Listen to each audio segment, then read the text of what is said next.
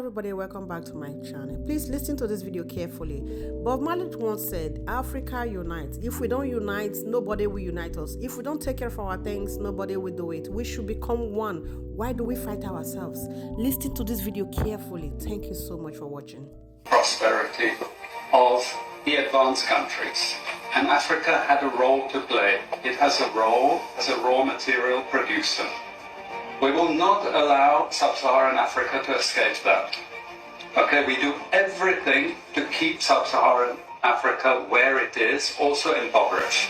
And that means we in Europe need to already start looking ahead and thinking ahead about how we are going to win the war against Africa, because there will be a future war between Europe and Africa. Vital for the prosperity of everyone else. So let's get clear about that.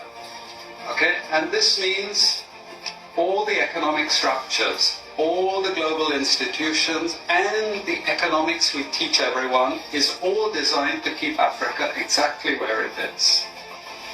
And whether it is Europe or US or now China, it's always the same. We need Africa to be impoverished because we need those raw materials and we need them dirt cheap. Okay, so that's the message. It doesn't mean to say that there's nothing Africans can do.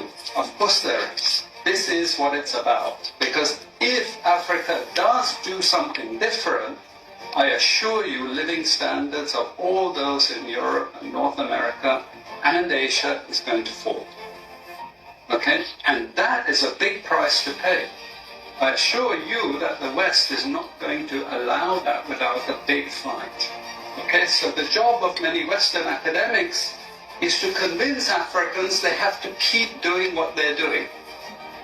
Okay, and to show them it's your fault that you're poor. It's not our fault. It's your fault that you're poor. You know, so this is what we do in academic institutions. We know the basic forces that have caused this underdevelopment.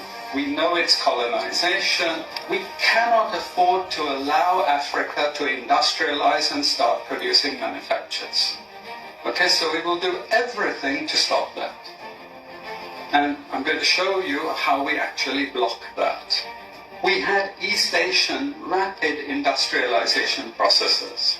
So in the earlier period, we had Japan and Korea and Taiwan. Okay, rapid growth, sucking in raw materials from Africa, driving up the prices. And after those countries finished industrialization, then sub-Saharan African growth rate again fell. Sub-Saharan Africa is condemned to this role, just the supplier of raw materials, not a manufacturer. The currencies are collapsing of these countries, and many of them are sub-Saharan African countries. After colonization ended, we needed new structures to keep these countries where they were. Okay? And the first of those is aid. Okay, we give them aid. Aid for what? Actually, we give them aid to keep repressive regimes in power. That's all. All the hypocrisy about transparency and democracy and bullshit like that, it's all bullshit. But it would go to country after country offering loans. And if the president did not accept the loan, they were killed. It's just economics. It's economic warfare. The rich declare war on the poor. It happens everywhere. It happens in a country. The rich control the government. Of course they do. You really believe you have democracy? Come on. You know, I mean, grow up. Who has all the subsidies and income support? US, Europe. The largest budgets in the world for supporting their farmers are Europe and US. You see, we're keeping them dependent. We're keeping them on a string. This next round of the WTO is designed to block that. To block anyone else getting on top of the ladder. Now, Africans, I hope you heard and understood what he just said. This nihilistic narcissist, haunted by demons and delusions, says, quote and unquote, there will be a future war between Europe and Africa. Listen again. There will be a future war between Europe and Africa. You heard him, right? Okay. While your Africans fight one another over jollof rice, generator, AFCON, and Amapiano, some Dutch dimwit is preparing the minds of his people for a potential war against all of you, irrespective of your jollof rice, irrespective of your electricity, irrespective of your Afrobeat. Now, have you ever paused for a minute to even ponder the reason for this clarion call for a potential European war against Africa? Do you know why the West is so afraid of Africa in the next 10 years? Why they are so afraid?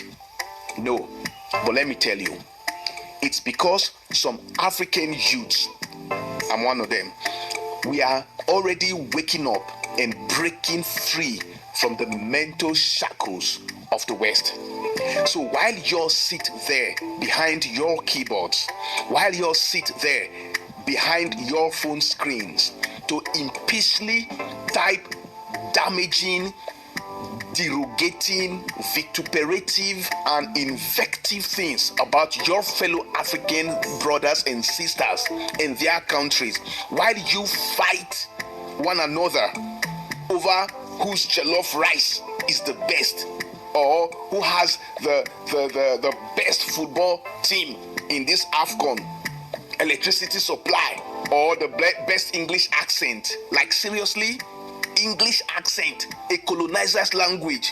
Now, while you bash and drag other Africans who are also victims of the same system you are a victim of, but probably because you are more of a house Negro.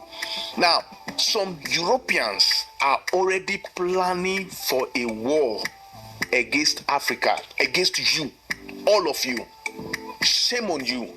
Not a war against Ghana, not a war against Nigeria or South Africa or Cameroon or Kenya, but against Africa. And all you do is fight one another.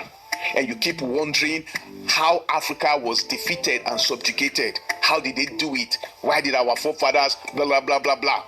You keep wondering how it is possible that the West, so completely duplicitous and unworthy, how they have ruled the world for thousands of years. This is exactly the reason. What you are doing is exactly the reason.